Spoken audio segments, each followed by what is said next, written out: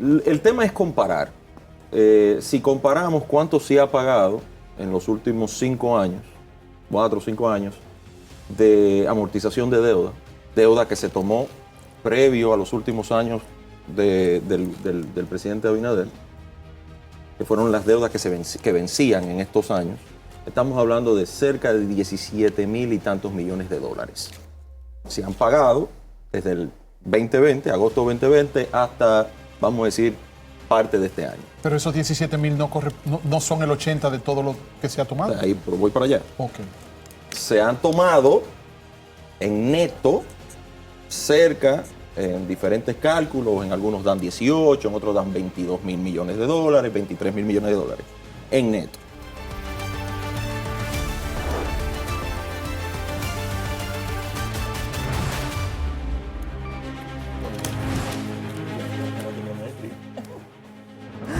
Buenas noches, bienvenidos. Gracias por conectar con La Mirada. Hoy el tema bien interesante. Vamos a hablar de numeritos. Vamos a desmenuzar esos numeritos, lo que dice el gobierno, lo que dice la oposición, lo que dice la inteligencia artificial. Sí, porque usted hizo un research ahí también. Hay que hacer mención. A mí me gustó mucho. Sigo el briefing. El briefing. Sí, que lo recomiendo porque la verdad es que es un resumen todos los días de la esencia de lo más importante. Y en el día de ayer hizo un aporte, diría yo, de esas versiones, porque la idea al final es que la sociedad pueda tener toda la información posible y hacerse su propia opinión.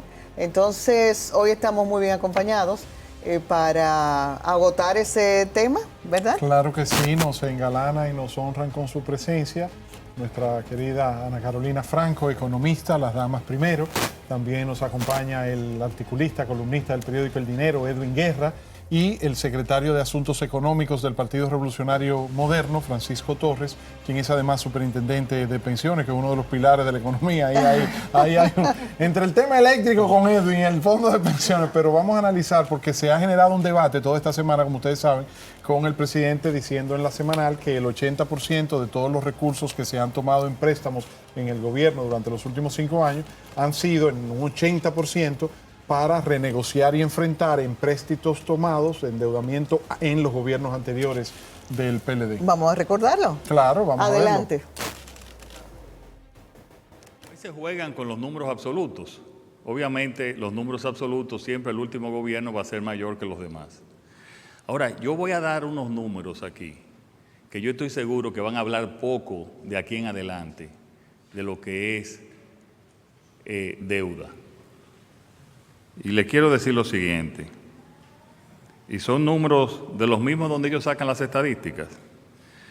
Ustedes saben que las estadísticas tienen que ser en términos relativos, porque en términos absolutos siempre el último gobierno va a ser mayor en cualquier orden que se le pregunte.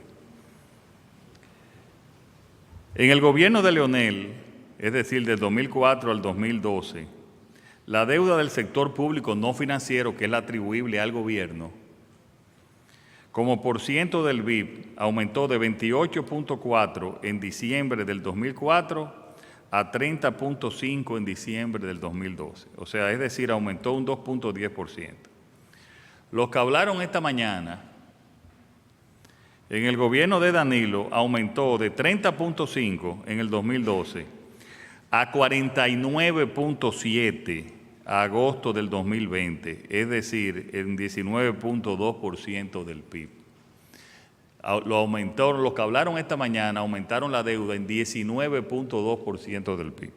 Y en el caso nuestro, ya no en 4, sino ya lo llevo a agosto del 2025, en términos porcentuales bajamos de 49.7 a 46.9. Fuimos el único gobierno que en términos porcentuales ha disminuido la deuda, en términos relativos. Ellos que han hablado tanto de eso. Pero peor aún, el 80% de la deuda que hemos tomado es para pagar la deuda que ellos contrataron en su gobierno. El 80% de la deuda que hemos tomado es para pagar y refinanciar la deuda de ellos. Ahí están los números y que se atrevan a discutirlo.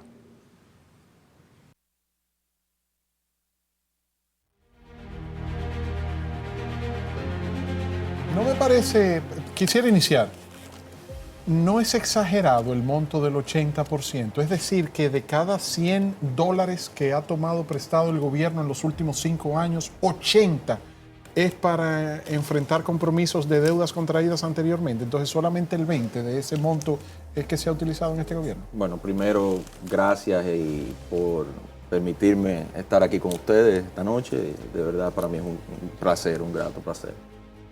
El tema es comparar. Si comparamos cuánto se ha pagado en los últimos 5 años, 4 o 5 años, de amortización de deuda que se tomó previo a los últimos años del presidente Abinader, que fueron las deudas que vencían en estos años, estamos hablando de cerca de 17,000 y tantos millones de dólares. Se han pagado desde el 2020, agosto 2020, hasta, vamos a decir, parte de este año. Pero esos 17,000 no son el 80 de todo lo que se ha tomado. Ahí voy para allá. Okay. Se han tomado en neto cerca, en diferentes cálculos, en algunos dan 18, en otros dan 22,000 millones de dólares, 23,000 millones de dólares en neto. Entonces, si tú comparas, estamos hablando de esas cifras. Si tú comparas lo que se ha pagado con lo que se ha cogido en neto, eso es lo que estamos diciendo. O sea, ese es el cálculo que hay que comparar. Y esos 17,000 millones se han pagado sobre la base de préstamos adquiridos anteriormente, solamente intereses y capital. No. Esto es amortización de deuda. Solamente intereses. No, solamente la amortización del capital de la deuda, pagos de deuda. Ok. Porque el interés entra como un gasto en el gobierno. Todos los pagos de intereses entran como una parte de gasto en el gobierno. O sea, de la ejecución presupuestaria de cada año, tú pagas intereses todos los años. Esto es sin tomar interés. Esto nada más es amortización de deuda. ¿Y cómo responder al planteamiento que hiciera el exministro de Economía y miembro del Comité Político del Partido de la Liberación Dominicana, Juan Ariel Jiménez, en el sentido de que intenta presentar datos para desmentir al presidente Abinader? Bueno, esos son su prerrogativa, o sea, pero los datos están ahí. Inclusive creo que vi una tablita que hizo el mismo Juan Ariel y salen los mismos datos. O sea, sale exactamente cuánto se pagaron. O sea, que no desmiente al presidente diciendo cuánto se ha pagado de deuda vieja. Se ha pagado de deuda vieja más de 17,000 millones de dólares. No hay otra duda sobre ese dato. Esa deuda vencía en estos 5 años y este gobierno, siendo, bueno, para no caer en default, o sea, siendo lo que es lo que debería ser la continuidad de cualquier gobierno, pagó todas esas deudas. Eso no se genera en la economía, había que pagarlo con más deudas. Por eso se va solamente a la amortización. Eso es solamente para pagar, o sea, eso es lo que coloquialmente le llaman el reenganche. O sea, si se vencía un rollover, ¿verdad? Reenganché, si se vencían 100 millones, 500 millones de dólares, yo cogí 500 para poder pagar esos 500. Para decirlo en un lenguaje llano que creo que la mayoría del pueblo va a entender, es como cuando tú coges prestado para pagar los intereses y el préstamo que tú habías cogido prestado antes. Pero no lo interesa. O cuando sacas de una tarjeta para pagar la otra. Pero no los interesa en este caso. En este caso estamos comparando solamente deuda adquirida vieja, pagada, y deuda nueva adquirida. O sea, si tú comparas esas dos, está llegando ese dato que dio el presidente. Ana Carolina, ¿qué piensas al respecto? Yo creo que República Dominicana hoy día, que se encuentra con un stock de deuda que asciende al 46.9%, que viene de un 2024 con un 46.3%, pero que además en 2020 venía con una cifra del 49.7%, está en un momento de reflexión.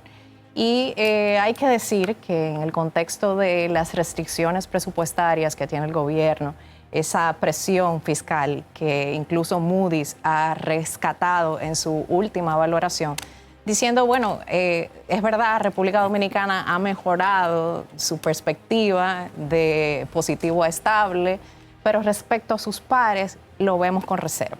Entonces, es una preocupación que no tiene solamente el sector privado de la República Dominicana, los ciudadanos de a pie, pero también lo tienen los organismos internacionales y las agencias calificadoras. Y yo creo que eso hay que ponerle atención porque Es cierto lo que ha rescatado en términos de datos Francisco, pero hay que decir que hay que mirar prospectivamente. El presupuesto complementario de 2025 que sometió el Ejecutivo indica también un incremento del déficit del orden de 47 puntos básicos, de 3 a 3.47.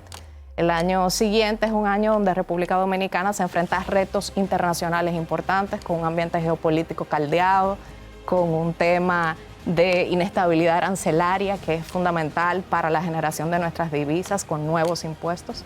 Entonces yo creo que la reflexión de la deuda es una reflexión obligada. Yo creo que en eso coincidimos todos los que estamos en esta mesa. Y que hay que darle crédito también al gobierno, que ha sido el que ha aprobado definitivamente esa ley de responsabilidad fiscal que quiere aterrizar ese stock de deuda a una cuantía inferior y a poner disciplina con ese 3% de gasto primario, que yo creo que hay que reconocer y que ha sido también subrayado por esos organismos internacionales. Lo cierto es que cuando pensamos en disciplina, que sí la necesitamos en todos los órdenes, entonces de repente uno vuelve a pensar en el sector eléctrico, que se lleva al fondo un subsidio que está sangrando al gobierno de turno, como lo ha hecho con los gobiernos anteriores, porque el problema eléctrico da pena que todavía en el siglo XXI lo venimos arrastrando como que sin una solución Del real. problema económico del país. El Ese principal problema es el sistema ese eléctrico. subsidio eléctrico. Se lleva la mitad del déficit cada año. Correcto, Edwin. Para que tengan una con un idea. agravante, lo comentaba con Edwin fuera de cámaras, que como todos los años, dado nuestro crecimiento económico, tenemos más consumo, entonces claro. todos los años el subsidio es mayor y por ende el déficit también. Y las pérdidas también. Claro. En la transmisión. Edwin, como diría mi mamá, báileme ese trompo en la uña. Mira, tiene toda la razón. El déficit eléctrico, si se lograra hacer cero, prácticamente el gobierno no necesitaría una reforma fiscal, porque ese dinero sale de algún sitio, sale del presupuesto. Y el Espérese, presupuesto está fuerte esa. Si no queremos reforma fiscal, lo único que tenemos que hacer es eliminar el subsidio. Bueno, Y con eso se eliminar el subsidio eléctrico equivale a una reforma fiscal como se planteó la última vez que se puso sobre la mesa. Humildemente yo entiendo que no es tan difícil ni problemático hacer prácticamente cero ese déficit. Lo que se requiere es inversión. Entonces, una inversión que va a correr al mismo tiempo que el continuar cubriendo el subsidio. Imagínate que tú tienes un tanque de agua y tú tienes un boquete en el tanque que por ahí se está saliendo todo el agua. Si tú quieres mantener el tanque a un nivel, tú tienes que echarle prácticamente la misma cantidad de agua que está saliendo por el tubo. Yo pedí el dato más exacto y la posibilidad de tener la información en lo que va de siglo, los últimos 25 años. Pero hice un ejercicio con los datos que están en el informe de desempeño que publica mensualmente el Ministerio de Energía y Minas. Y el valor acumulado de ese gap financiero, la diferencia entre los ingresos que reciben las EDES, que son la caja, y los gastos que tienen, había acumulado desde el 2009 a agosto del 2025 más de 20 mil millones de dólares. Del 9 al 25. Del 2009 al 2025. Más de 20 mil millones Más de 20. dólares Eso no significa en un barril que- sin fondo que se llama subsidio eléctrico.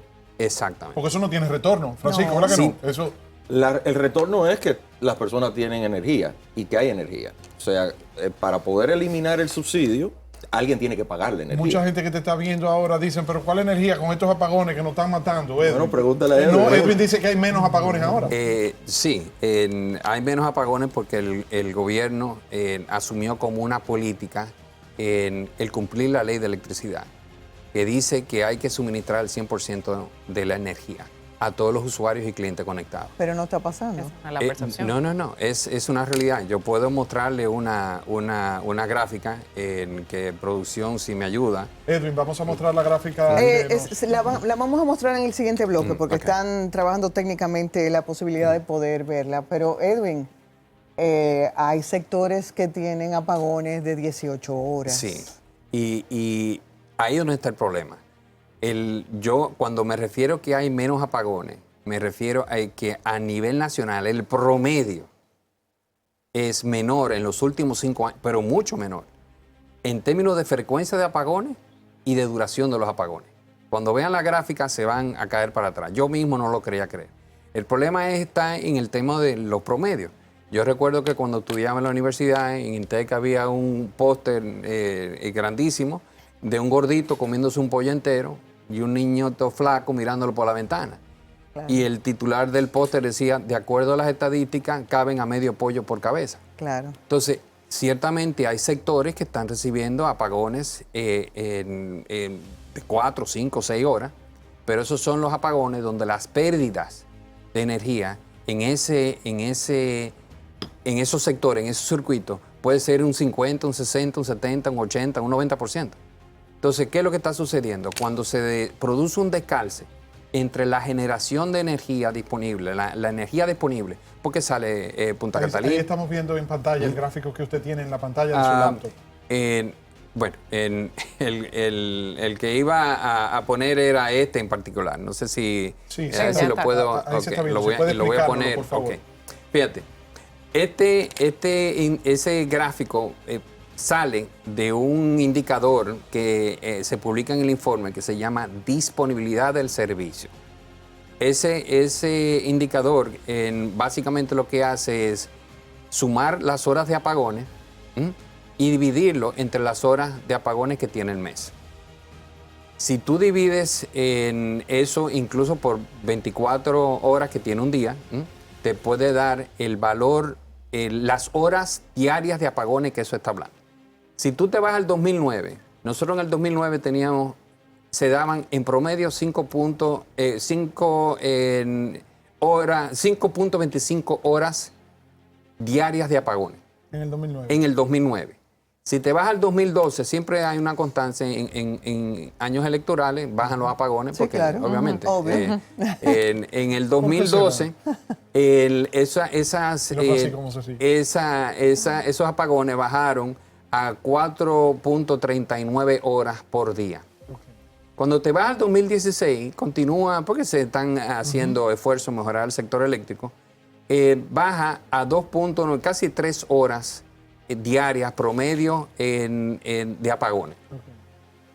Pero cuando te vas al 2020, eso se desploma a 0.76 horas por día de apagones. ¿La entrada de Punta Catalina tiene algo que ver? Tiene algo que ver porque tú estás teniendo la disponibilidad de la energía, pero por otro lado, de acuerdo al indicador que te mencionaba, que antes se administraban los apagones. Era una administración financiera selectiva. ¿Por qué? Porque yo le daba más apagones. Acuérdate del boquete del tanque. Sí. Le estoy dando más apagones donde el boquete es más grande y donde el boquete es chiquitico o no hay boquete, a ese yo le puedo dar 24 horas porque yo cobro el 100% de la energía. Entonces, y eso no empezó ahí. Si déjame ver este otro gráfico que es muy interesante. Y aquí compara porque he visto al buen amigo Juan Bautista Gómez, ex superintendente de electricidad, manipular las cifras a conveniencia. Si tú ves aquí, por el lado de la cifra, la curva marrón, tú ves cómo se van reduciendo los apagones, es una constante.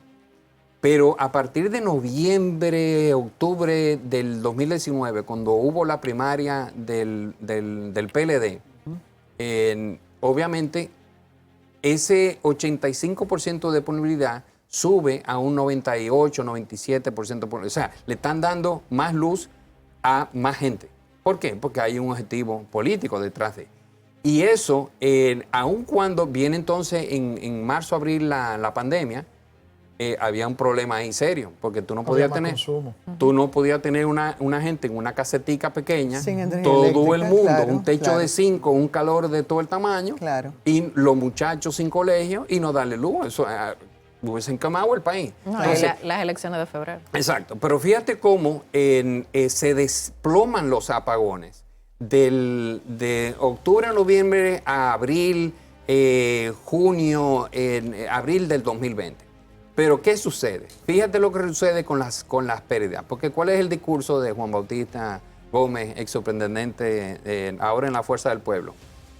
Que el problema de los apagones es por falta de mantenimiento y mala gestión de la actual autoridad.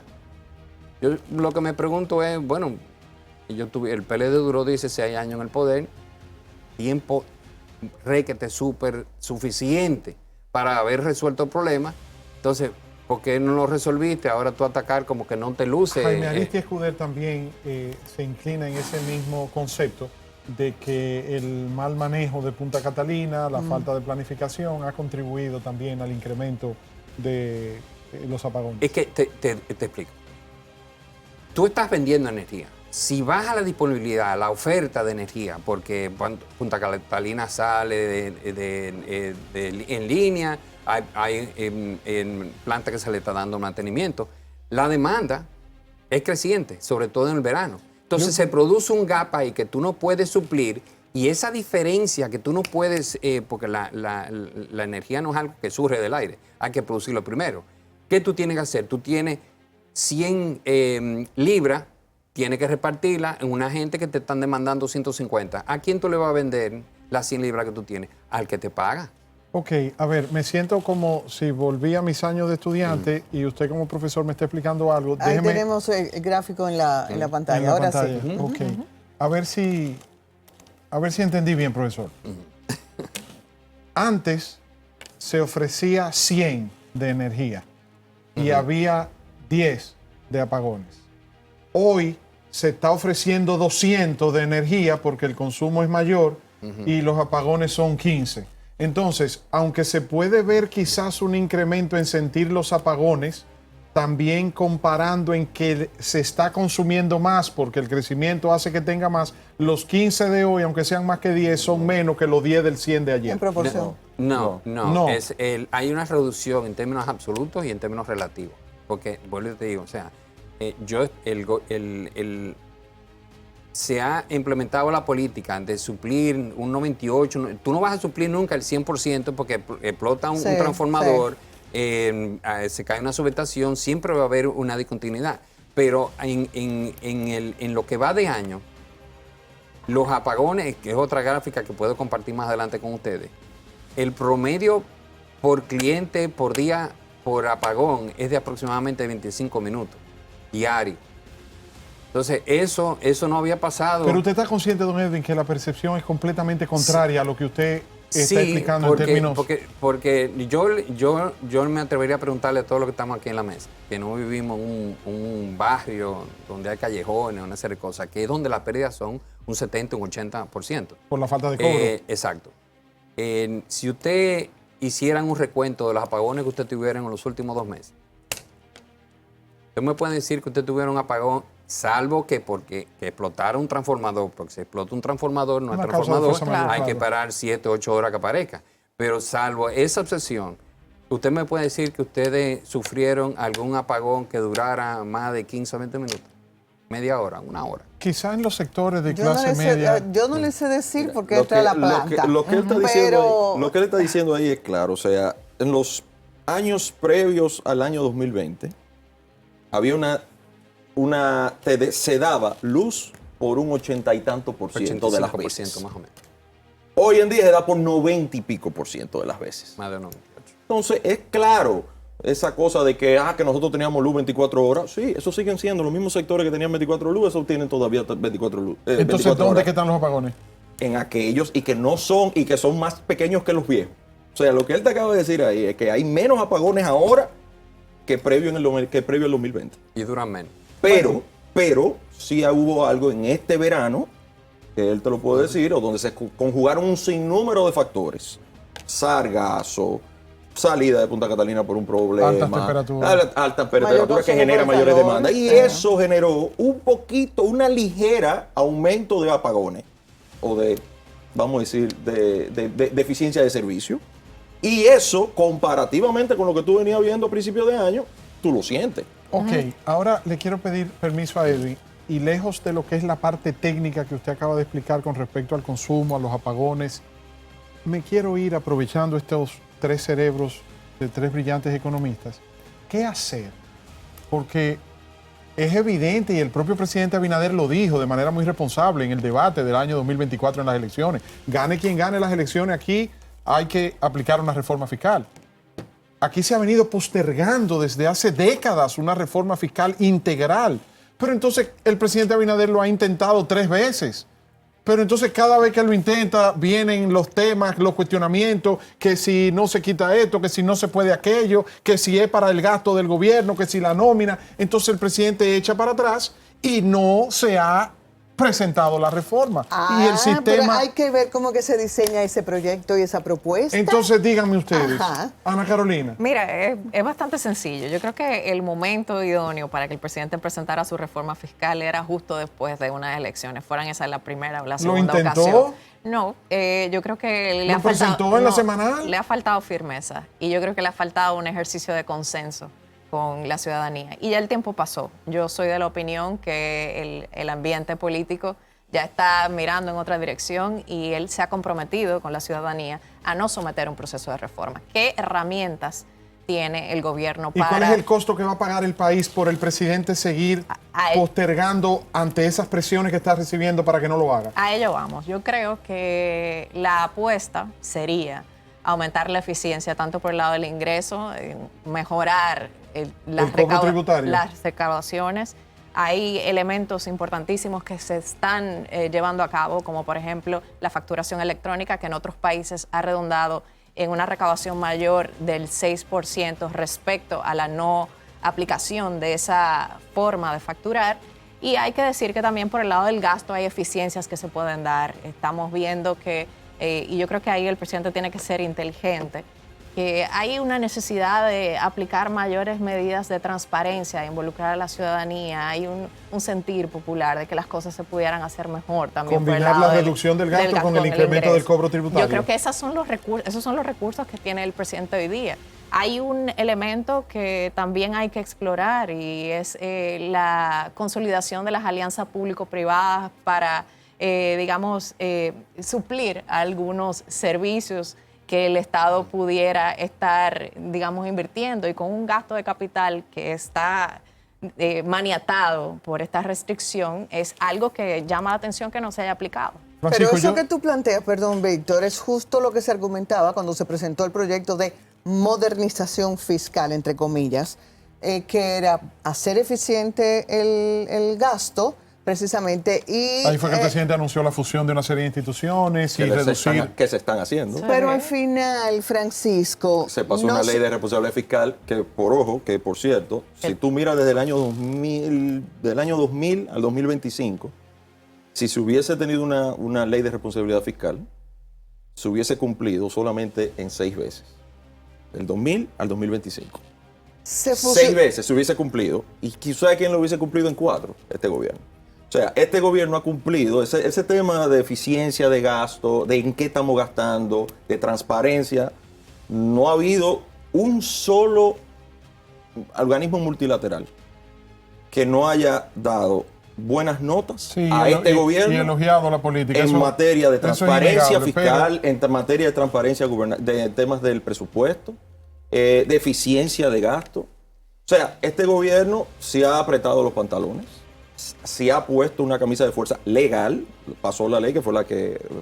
Y todo eso se ha traducido en mejoras en las calificaciones de riesgo Pero yo siento y que en en términos- mejoras también de inversión extranjera hacia el país. Pero yo siento que en términos políticos ustedes dejaron solo al presidente. Cuando digo ustedes me refiero a los dirigentes del Partido Revolucionario Moderno y a muchos funcionarios de su gobierno, porque el presidente presentó el proyecto de reforma fiscal en la semanal con Jochi Vicente, en ese momento ministro de Hacienda, se presentó y le cayó el país entero arriba, y el único que salió a defender y que al final de cuentas retiró el proyecto fue el presidente. Mira, no lo veo igual que tú, pero entiendo que puede verse de esa manera. Incluso muchas personas, y se hicieron muchos aprestos de debatir con los distintos sectores de la economía, el ministro de Turismo por un lado, el ministro de Industria y Comercio por otro, el mismo ministro de Hacienda de ese momento por otro. Se hicieron muchas reuniones y muchas comunicaciones. La verdad que el país decidió que no estaba de acuerdo con ese proyecto y el presidente, que escuchó al pueblo, lo retiró. Sin embargo, pasó una parte de la reforma fiscal, que fue la reforma de los gastos, que es la reforma que bien mencionó Ana Carolina, que es la ley de responsabilidad fiscal. Esa pata se hizo. También se está haciendo actualmente, que tú bien lo acabas de mencionar, las fusiones de distintas instituciones que cumplían la misma función. Se están fusionando, se están eliminando algunas, se están llevando a cabo acciones para mejorar la calidad del gasto y se va a seguir haciendo. Sin embargo, siempre se va a necesitar un poquito más de se unificó el plan social con comedores económicos. La reducción de empleados. Solo en un año hubo 50,000 empleos o personas empleadas dentro del gobierno. Perfecto. Entonces, ¿dónde está la reducción? Pero te puedo decir que en los últimos años, en los últimos 5 años de este gobierno, hemos sido por año, tú lo comparas por año, el gobierno que menos ha generado nuevos empleos públicos, porque me imagino que los empleos públicos, claro, menos empleos públicos por año, aún aumentando las demandas de la población, el servicio de la población, que necesita más servicio, aún incrementando, vamos a decir, nosotros pusimos 4,000 nuevos policías en las calles. O sea que de esos 5,000 o 50,000 que me acabo de mencionar, le estamos poniendo más policías, más médicos y más profesores en la calle y mejores pagos. Que eso... Mejores pagos, sí hay que reconocer eso es lo que ha generado ese aumento en la nómina pública. Estamos hablando policías, militares para proteger esa frontera, que sabemos que tenemos un problema grave que no tenían otros gobiernos. Que Ana Carolina también lo dijo, estamos en un momento convulso. Nadie había tenido el problema que tenemos con Haití como lo tenemos hoy. Ningún gobierno había tenido un problema como tenemos el problema. También es innegable lo que mencionaste ahorita del reconocimiento de organismos internacionales con respecto a ayer mismo el director de la CEPAL. Inclusive Ana Carolina acaba de mencionar, que mencionó Moody's, pero Fitch y S&P nos mejoraron la calificación de riesgo. O sea, si hubiese un problema de deuda, a nosotros no nos mejoran la calificación de riesgo. Lo que pasa es que yo siento que usted, y perdónenme, pero quiero que ustedes también lo sientan en responsabilidad con nuestra audiencia. La mayoría de la población que no conoce en términos técnicos y profesionales todos estos datos que ustedes manejan de memoria, percibe no que CEPAL reconoce, no que Moody's aumenta la calificación o que hemos tenido un crecimiento proyectado a un 4% para este año, 3 puntos, sino que hay más apagones, que la inflación, que esto, que lo otro. O sea, como que se hace una percepción generalizada. Entonces, ante esa percepción, yo le quisiera preguntar a don Edwin y a Ana Carolina, y dejo a Francisco de último por su condición de secretario de Asuntos Económicos del PRM. Edwin, el presidente lo llama. Edwin, ven acá, siéntateme aquí, hazme el favor. Mira, tengo este lío aquí con esta percepción y esta realidad económica. ¿Qué hago? Y Ana Carolina por igual, ¿qué usted le recomendaría al presidente Abinader? Bueno, yo sé que me llamaron por el tema del sector eléctrico y yo le mencioné que eso es una mini reforma.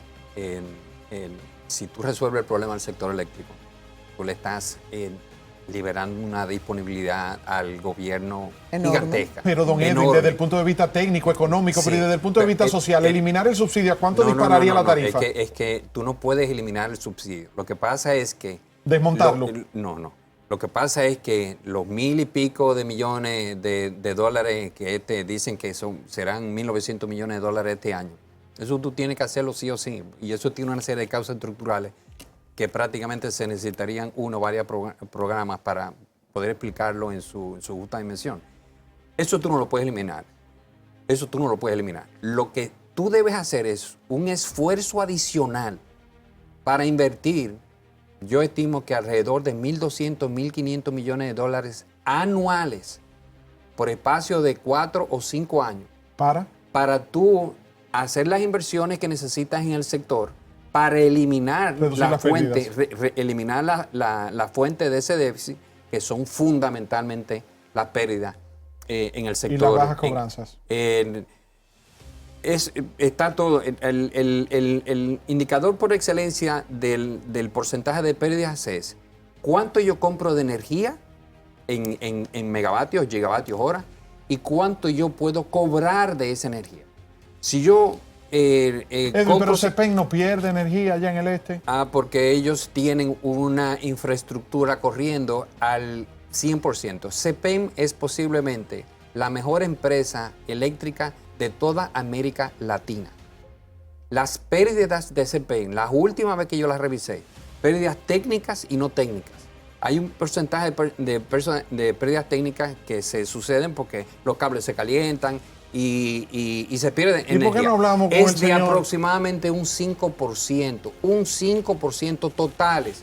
De ese 5%, posiblemente las pérdidas comerciales o no técnicas, como le llaman, no deben pasar de un 2%. ¿Y por qué no hablamos con don Rolando González Bunter y con Roberto Herrera y le decimos, mira, ¿por qué las sedes no pueden ser como la CEPEN? Porque Hay que ellos te van a aclarar- decir, búscame 5.000, 6.000 millones de dólares para También invertir. hay que aclarar que el costo de la energía que sirve CEPEN es mucho más alto.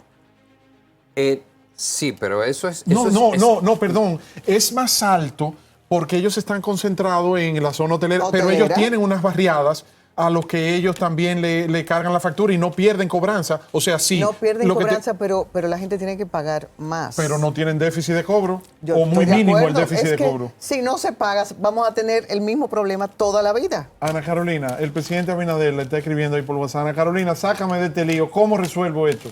Mira, lo dije al inicio y creo que lo repito ahora. Hay un tema de revisión del gasto público que se impone. Yo pienso que no solamente por la parte eléctrica Claro. hay que hacer. Ese es el más grande. Es el más grande, sin duda. Es el principio. Coincido- La parte coincido. eléctrica es el principal problema del problema económico. Coincido con Edwin que si tuviéramos que abordar un problema en grande sería ese problema eléctrico, pero hay otros rubros por donde cortar en términos de eficiencia.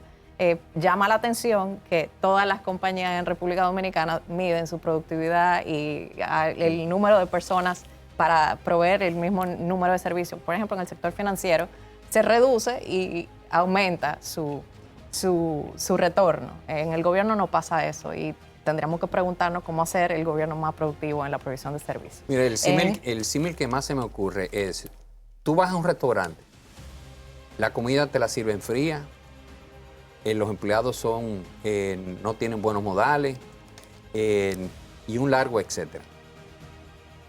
Ese restaurante pierde dinero, Obvio, claro. obviamente. Por el mal negocio. servicio. Por el mal servicio no viene gente y obviamente tú tienes unos costos fijos que tienes que seguir cubriendo y tú tienes un déficit financiero. Pregunta, ¿la resolución de ese problema es subir los precios? No. Es adecuar el personal para que ofrezca un mejor servicio, para que la Y- gente y- no deje de no ir al Y restaurante. comprar estufa nueva, comprar Claro. nevera nueva, pintar el local. Y esa es una inversión. Entonces se convierte un poco el caso del huevo y la piedra. Un círculo De- vicioso. de- una del huevo y centrífuga. la gallina, perdón. Yo necesito dinero ¿Qué va para primero? invertir en mejorar el servicio que provee el Estado, pero para eso necesito subir los impuestos. Entonces, lo que decía Francisco es que lo que quiere ver la población y que el gobierno aparentemente está haciendo es controla tus gastos, exprímelo al mínimo, dame un mejor servicio de electricidad, reduce la pérdida. No, pero no solo de Y electricidad, después- hay y des- quejas no, de te- pasaporte. sí, pero te estoy mencionando... Quiero que vaya pasaporte últimamente. No. Yo estoy diciendo, yo estoy Sí, yo sé, recogiendo porque pasa que la tuvimos- percepción. Pero tuvimos un tema de el- pasaporte, el lo sentir. tuvimos, pero quiero que vayan ahora. Quiero que llamen Bueno, al pasaporte, el- o sea, que está dura. Si tú no consigues una cita en 24 horas y no puedes ir a buscar Eso tu es pasaporte, cierto. y si no te dan una atención en menos de media hora, por Pero favor. es que el titular que está ahí es un hombre muy preparado, con una visión muy clara, cosa que no pasa en todas las áreas públicas. Pero a, ¿eh? propósito, Perdón. pero a propósito de eso, mira un ejemplo que yo les quiero poner cuando estamos comparando la administración pública con la administración privada. No sé si ustedes me digan que quizá el tema es complejo porque se trata de la banca. ¿Qué tiene el Banco de Reserva que envidiarle al Banco Popular, al BHD, al Scotiabank, al Banco Vimenca, al Banco Caribe, al Banco Santa Cruz? Y es público y es administrado por el gobierno. Sin embargo, ha sabido adecuar su régimen legal. Hay una regulación también que lo ayuda bastante. Ok, pero a lo que me refiero es un modelo de sector público exitoso. Yo te voy a dar un caso más dramático. Dígame a ver. Radio Televisión Dominicana. Gracias. Ah, sí, ese es un buen ejemplo. Gracias. Yo vine hace 20 años y, óyeme, y acabo de venir ahora. Y yo, muy probablemente, en el país no haya otra planta televisora igual que esta. Dígalo duro. Y entonces, eso, que aquí no recibimos una subvención de qué sé yo cuántos millones, Y hay déficit aquí también. ya lo sabe. Sí, pero Pero yo hay no voluntad de hacer conozco a las Iván cosas. Ruiz. Yo no Hay- conozco a Iván Ruiz. hay voluntad pero de él hacer sabe las de eso. cosas. Lo traen, hace un esfuerzo, Es busca correcto. el dinero Es correcto. y hace lo que tenía que hacer. Cambia la panorámica, ya ahora de aquí adelante será temas comerciales, será una serie de cosas. Pero ya tú tienes un carro que antes tenía 3 gomas pinchadas, había que tapizar los muebles. Mire otro aquí, que no lo quiero meter al medio porque él no está aquí en función de superintendente de pensiones, sino de secretario de Asuntos Económicos del PRM. Pero a través de diferentes medidas y resoluciones que ha tomado la superintendencia de pensiones, muchos de esos recursos que antes se cuestionaban con la AFP y el tema de la falta de conocimiento de la población sobre esos derechos que le corresponden, ha ido aportando y ha ido avanzando, y hoy muchas de las obras y muchas de las situaciones económicas que tiene el gobierno es gracias a las garantías que a través del sector de pensiones se pueden garantizar, valga la vamos- redundancia. Pero quisiera, quizás apartándonos un poquito del tema solamente macrofiscal y verlo un poquito también del tema del punto de vista de desarrollo. Porque esas mismas agencias internacionales, los mismos organismos multilaterales que nos miran a nosotros, que desde fuera, aparentemente, no les llegan las noticias de redes, parece ser, porque no tienen la misma percepción que hoy tiene el dominicano, que se la doy, que el dominicano hoy se siente un poquito incómodo. Sin embargo, los datos dicen otra historia. Porque lo ven frío esa gente. La otra historia, vamos a poner, por ejemplo, en el año 2020, cuando entramos, la pobreza monetaria, cerca de un 25%, luego del COVID sube a cerca de un 30 y tanto por ciento, que 31%, pero hoy está en 18% la pobreza monetaria. Tasa de La desempleo. pobreza extrema, por menos de 3 puntos. La FAO dice que va a ser hambre cero en la República Dominicana próximamente.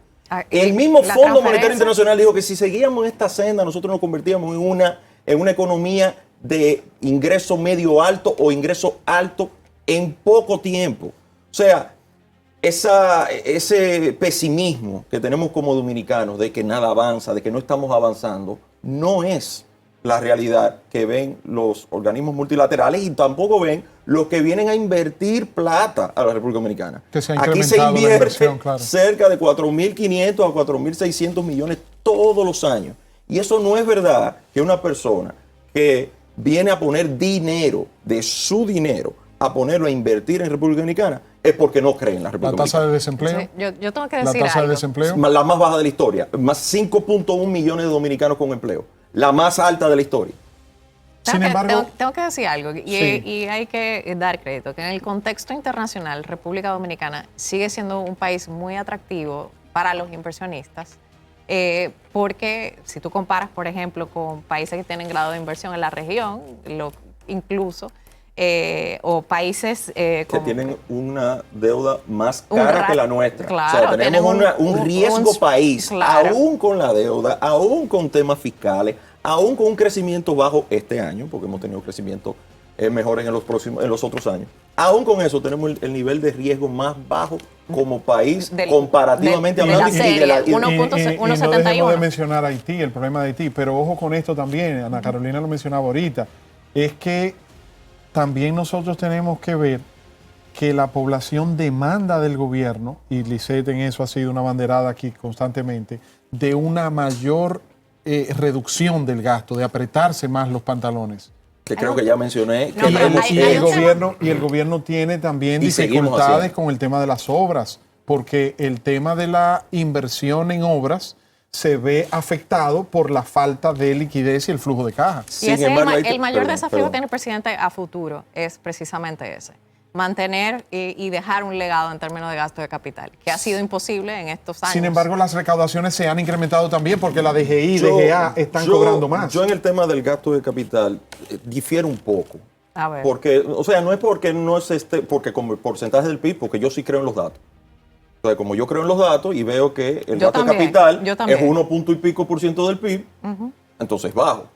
Pero cuando tú ves que antes se podía gastar y una sola persona devuelve 3.000 millones de pesos, yo no tengo para devolver 3.000 millones de pesos. ¿Tú tienes para devolver 3.000 millones de pesos? Pero mi hijo. Entonces, si era que estábamos contando el gasto de capital, entonces lo estábamos malgastando. Entonces, hoy en día se está gastando de manera correcta.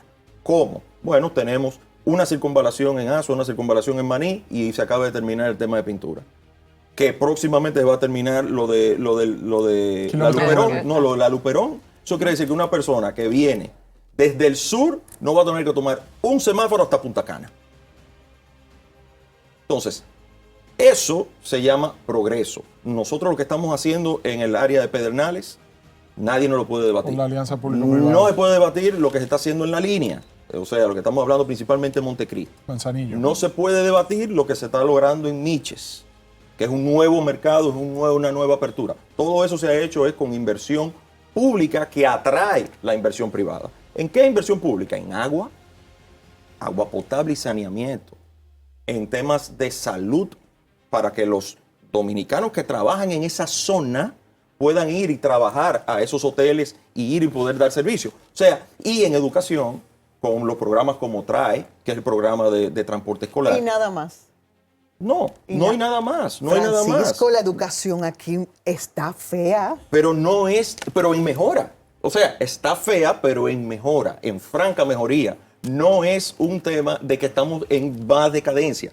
Es un tema de percepción, pero los datos dicen... Francisco, las mediciones que se han hecho al país en materia de educación... La mejoramos, la última PISA. La última PISA mejoró. Me sorprende que ustedes no hayan tocado un tema político que lo voy yo a traer a la mesa. Es la primera vez en la historia de la República Dominicana desde el año 1966 a la fecha que el presidente de turno está gobernando con los dos principales líderes de oposición, los dos presidentes de los dos partidos de oposición que fueron presidentes los dos por 20 años. Entonces me llama poderosamente la atención que lejos de tener esa escuela, esa experiencia de todos esos hombres y mujeres de Estado que durante 20 años en esos dos partidos, PLD y Fuerza del Pueblo, gobernaron, puedan hacer equipo y tener recomendaciones y sentarse en un diálogo ameno y franco y que el consenso que logramos para fijar una posición al unísono con respecto a Haití, pudiéramos hacerlo también con el tema económico, porque todos sabemos, opositores y oficialistas, que el país no resiste mantener postergar constantemente las medidas económicas que se necesitan. El ministro de Hacienda esta semana... No lo van a hacer. Esta semana... Nada más van a criticar y nada más van a cuestionar y no se van a poner de acuerdo. Es que lamentablemente está la actitud de que si yo puedo hacer algo que contribuya a que mi enemigo político o mi contrincante político le vaya mejor, que significa que al país le va mejor, yo mejor me doy un tiro. Entonces el debate es quién lo hace peor. No, yo pienso... Es que tú lo estás haciendo peor que como lo hice yo. A ti te está yendo mal porque cuando yo estaba mejor. Es no ayudarte a que tú lo hagas mejor. No, yo pienso que hay un tema que es latente y que da pena porque, bueno, yo vengo de un alma mater donde era el centro de la concertación democrática, en momentos donde hubo mucha crisis. Hace mucha falta, Monseñor Agripino. Monseñor Agripino. Entonces yo creo que ese ejercicio de concertación es justamente lo que necesita el país en un momento como el de hoy. Yo pienso que poner, no quizás a nivel presidencial, porque quizás los consensos no se van a dar a ese nivel, pero a nivel técnico, tantas cabezas a favor Bueno, pero el Consejo Económico y Social podría Pero aquí siempre se da cumplir ese rol, porque ¿para qué está? Eso siempre se dio en momentos de crisis. En el 90, Balaguer con el diálogo Siempre dio en tripartito. momentos de crisis. Fíjate Yo que recuerdo a en don Milton Ray Guevara, Rafael Alburquerque, don Lupe Hernández Rueda. ¿Tú sabes por qué no se da ahora? Porque no hay crisis.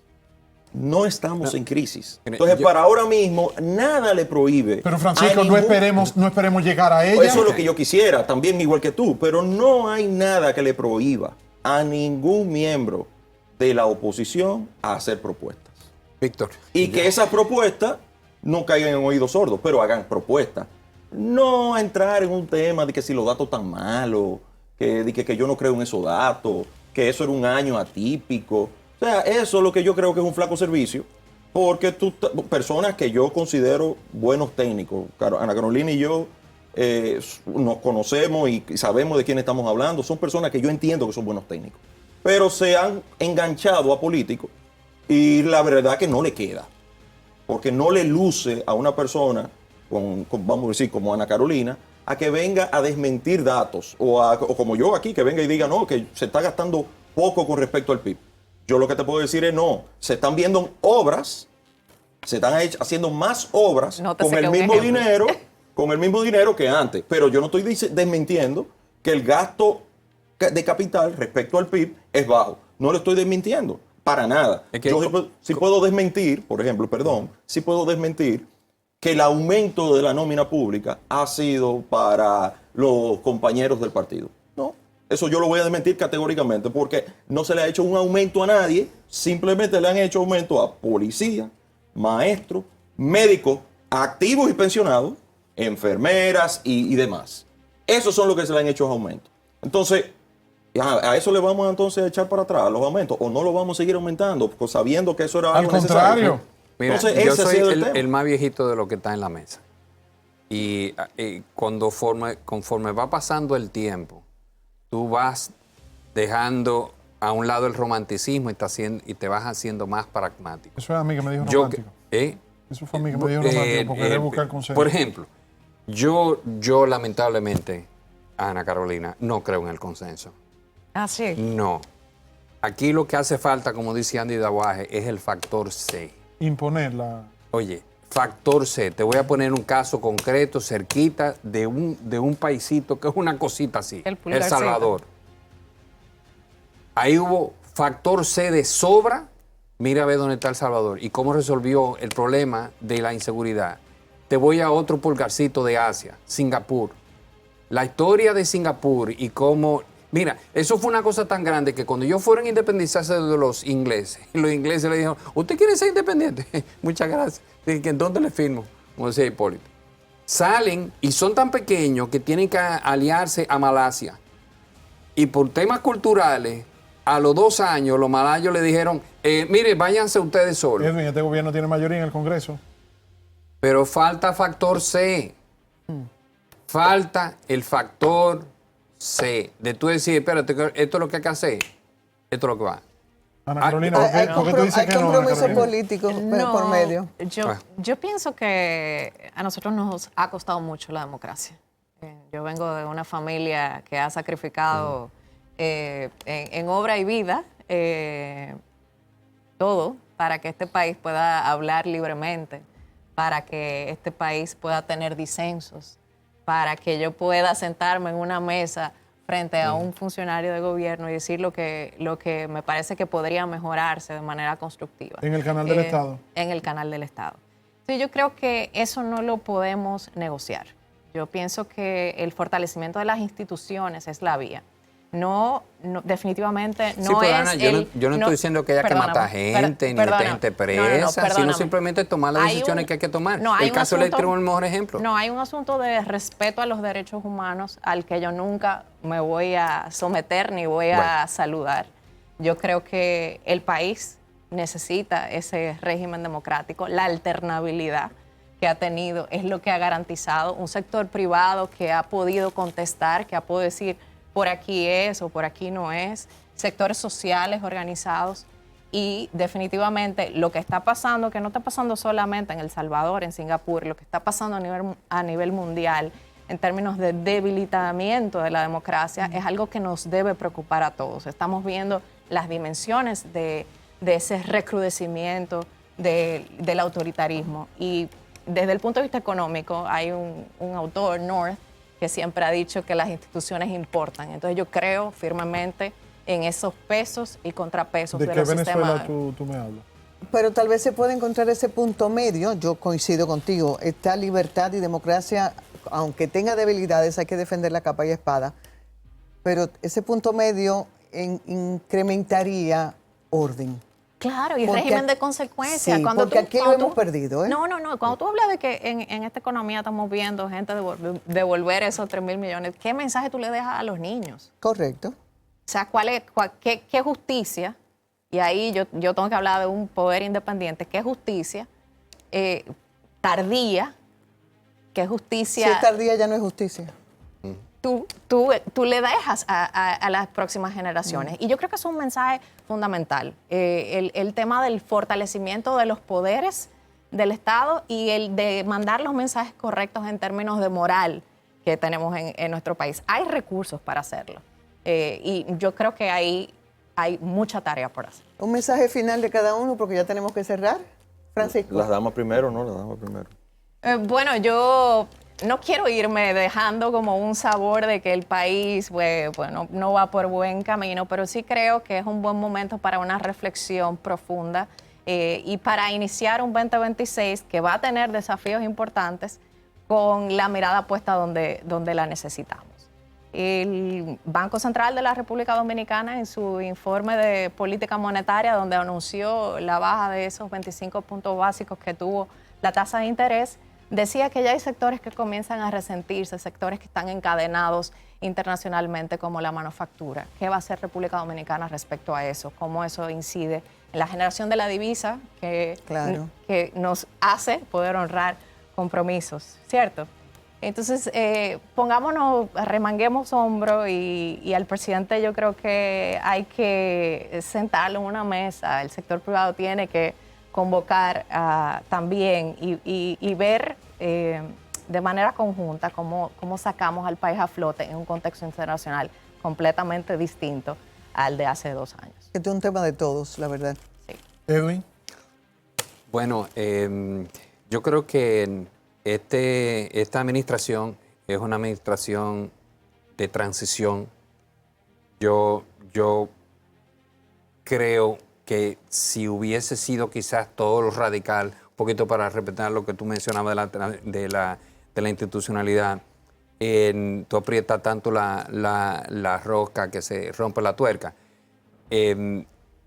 Y era necesario un cambio de la vieja manera de hacer política, de la vieja manera de gobernar, a una nueva manera de gobernar, una nueva forma de hacer política, funcionarios jóvenes al frente del Estado, eficientes, capacitados. Eso era necesario. Quizás ir más allá, que hubiese sido lo que yo hubiese deseado, en este periodo de transición, este punto de inflexión en la curva, quizás era aspirar demasiado.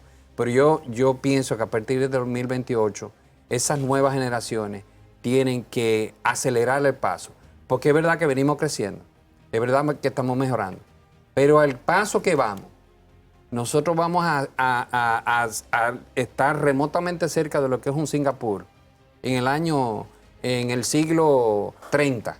Entonces, no es un tema de continuar como pulguitas e ir creciendo poco a poco, sino que yo creo que se necesitan dar saltos cuánticos. Hoy la tecnología lo permite y yo creo que eso necesita, como decía, factor C, que no significa meter gente presa ni matar gente, pero sí en un negocio, en una empresa, el gerente vive constantemente tomando decisiones difíciles y esas decisiones difíciles se asumen con valentía.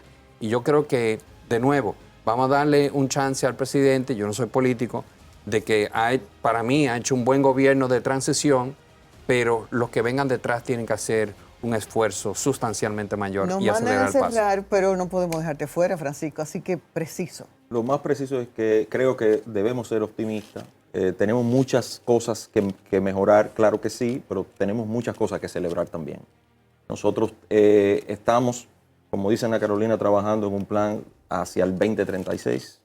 Ese es el Meta RD 2036, donde ya el sector privado le ha presentado al presidente Abinader ciertas iniciativas, cerca de 60 de ellas ya se han priorizado con los distintos sectores, sentándonos en mesas en conjunto.